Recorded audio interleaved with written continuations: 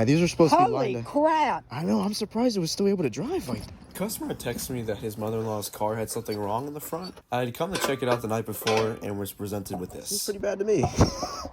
Once I take the wheel bearing off, you'll actually see how bad it was and how lucky the customer was.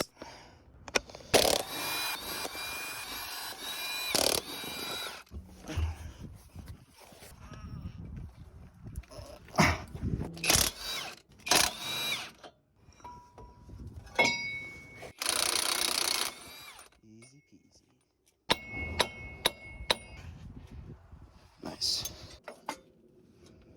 All right. Oh my. Look at that. Here's the old one. All those little things? Yeah, these are supposed to be lined Holy up. crap! I know, I'm surprised it was still able to drive like that. Oh, we made it on a wind and a prayer, didn't we?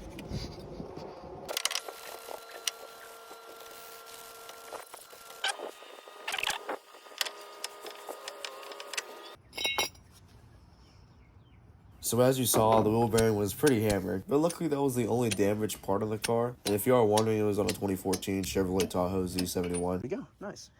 The part itself was $266.28 from AutoZone, and labor was a fair price of $200. Not too bad in my opinion.